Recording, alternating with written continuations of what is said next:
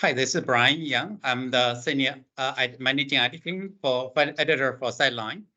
Today, I'm honored to be here with you to present the Citeline Pharma R&D Annual Review Report, a primary report from Citeline to review the drug R&D for the past 2022 and outlook for 2023.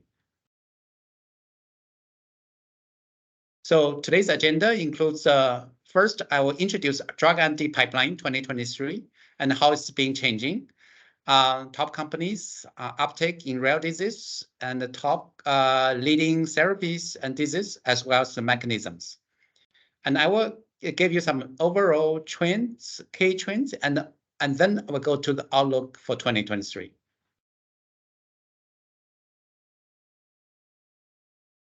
The top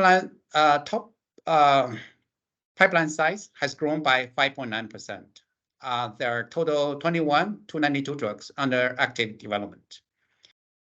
In 2022, we see up 8.2%, the nice curve going up. However, 5-year average is 6.9 growth. So there are 1183 more drugs in development. So there are few than 6,343 in 2022. So if we take a quick look, 40% are anti-cancer drugs, 13.5 and CNS target, and 19.5 for rare disease. So to break down, so from phase 1 to phase 3, also preclinical. Again, there's predominantly preclinical studies. However, because of their longer development pipeline, the timeline for phase 2, so we see there's a phase 2. Here they go. There's a pile up there. Also decline in preclinical growth compared to 11% growth in 2022. 2023 only grow by 4.3%. For the rest from phase 2 to phase 3, pretty much nearly double-digit growth.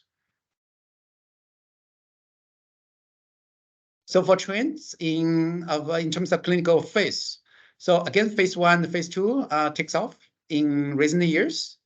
Phase 3 also growth returned after the pandemic disruptions.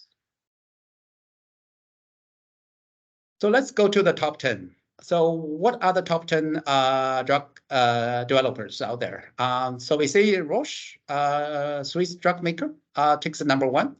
Novartis, which has been the number 1 for the past 6 years, now is the number 2. Rest of top 5 remain unchanged. BMS and Pfizer, with the largest pipeline than last year. And also we see in 2022, there are few mergers and acquisitions. So big pharma pipeline share continues to decline. So the trend is slowing down. So top 10 now only takes over 4% of all R&D. So that's a decline from 4.6% last year.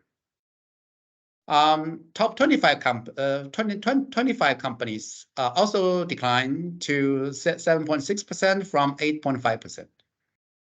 Meanwhile, mid-tier companies sustain a small growth of share at 17.5%. So this is focus of this top 10 companies. So cancer, again, the primary focus. For example, BMS is the most oncology focused. Meanwhile, Eli Lilly shifts its primary focus to metabolic. A big pharma company also has a very diversified portfolios. You can see 3 out of 10, they cover all 14 therapeutic areas. So total numbers of companies with active pipelines. Again, it's expands by 2.1%. compared to last year's 6.2%. So less than 1,000 new companies. So it's still there. Nearly 700 companies we see here has exited the R&D narrative. There are meanwhile 800 new companies added. Lower, but still there are new companies popping up. 52% of the companies are small players. 2,000 companies only have one, and the 800 has 2 drug candidates. So by breakdown by therapeutic area, we see oncology, again, nearly 40% of all drugs have an oncology target. Also, total growth is 9%. CNS comes second with 4.6% growth, and then metabolic coming in third with 4.7%. So top 10 disease indications. Breast cancer tops again with 8.7% pipeline increase. However, lung cancer, non-small cell lung cancer, increase by 11.2%. Pancreatic cancer grows significantly by 14.2%. And among the non-cancer candidates, COVID now is number 5, and Alzheimer's has a steady growth after the Aduhelm lung. So top 10 mechanisms. So immuno-oncology is the most common, makes up nearly 16%. Other includes T-cell stimulants and immunocheckpoint inhibitors. And we also see some notable expansions. For example, top 10 drug protein targets. So PD-L1, the immuno-oncology is most targeted protein. And also HER2 has now gone down to the number 4. But the CD19 now moved to the top 3 because of the CAR T cells growth. So those are the key trends. First, let's review the past 2022 since 2020, the COVID-19 growth. We saw April 2020 is the highest peak right there. And then Omicron in 2021, the first quarter, brought some modest growth again. But overall, the COVID-19 has gone down over the past 3 years. So among the top 10, Pfizer has the most drug in development for COVID-19, 19. And then AstraZeneca has 10 drugs. Merck has 2. So let's talk about the rare disease. Number of rare disease has increased to 718, up from 677 last year. So, and overall, the trend, if you take a look at the chart here, has nearly doubled in 10 years. So now total 682 drugs in development for rare disease.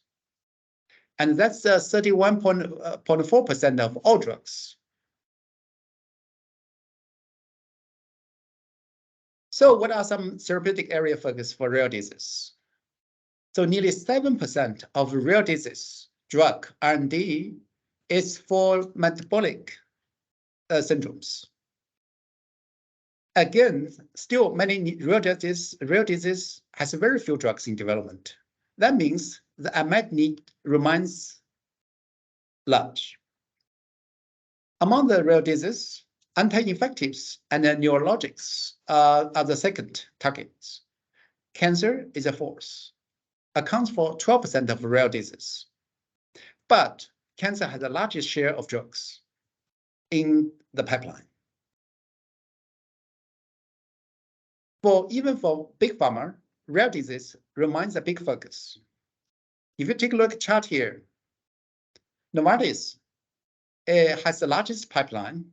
Almost 2/3 of its drugs in R&D are for the rare disease, followed by BMS, Pfizer, And Merck KGaA has the highest share within pipeline, 84.6%. Meanwhile, on the other hand, there are also 100% pipeline are devoted to rare disease. So clinical trial stats in rare disease. So 2022, we saw new high in rare disease trial studies, 25% increase. Among them, oncology trials is still the dominant force, increased by 8.7%, and then followed by CNS, grow by 10%.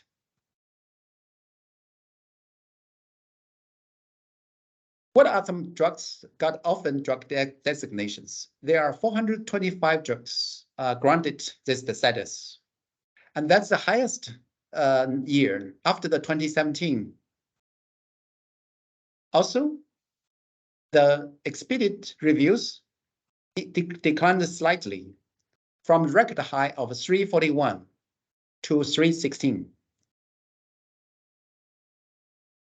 Ongoing rise of cell and gene therapies. Again, for rare disease, cell and gene therapies are at all-time high.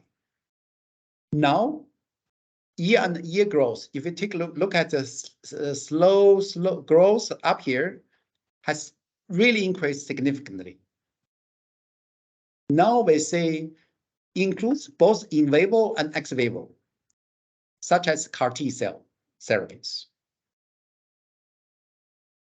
For gene therapy, the key factor is the viral carrier.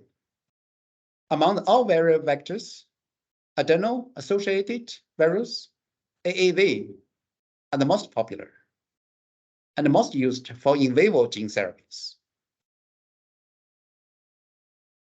And then secondly is the lentivirus, usually used in ex vivo transfection. So cell types used in cell therapy by trial phase. So T cells are the most common. 976 drugs are T cells, and then a stem cell, and then other cell types.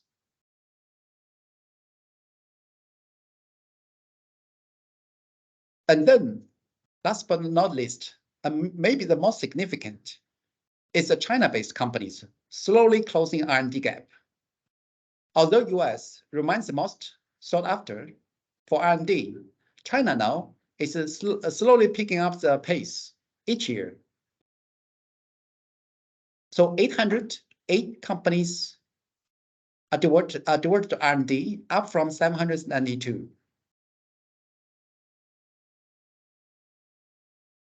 Nearly a quarter of global R&D occurs in China. In comparison to the US has declining from 53.4% to 51%. China actually increased from 20.8% to 23.6%.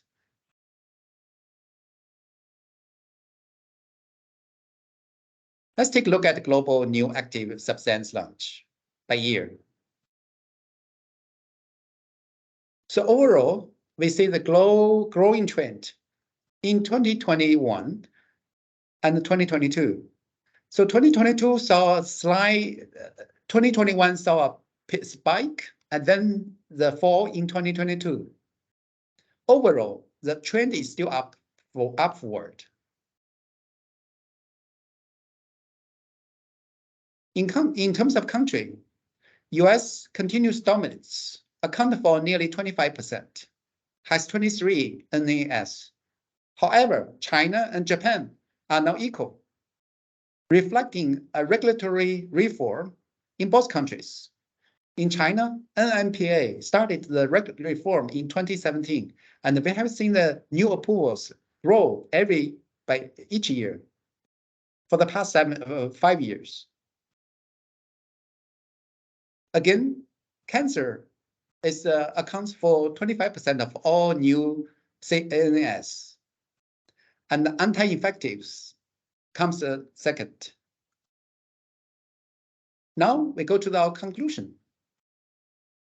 First is global pipeline continues to grow strongly, and early clinical rates remain high for preclinical and phase 1, phase 2. Swiss and US firms are the main innovators, but mid-sized companies providing important field for global pipeline. Oncology and anti-cancer still dominates, but rare disease are very much a major focus, and the cell and gene therapy project at all-time high. China continues to grow and emerge as R&D powerhouse. Just quickly, on June 20, I'll be presenting the report during the CPHI CRO talk at E2 M17 conference room. Please stop by and check it out. Thank you for listening. Any questions, please send me email. Thanks again. Have a good day. Goodbye.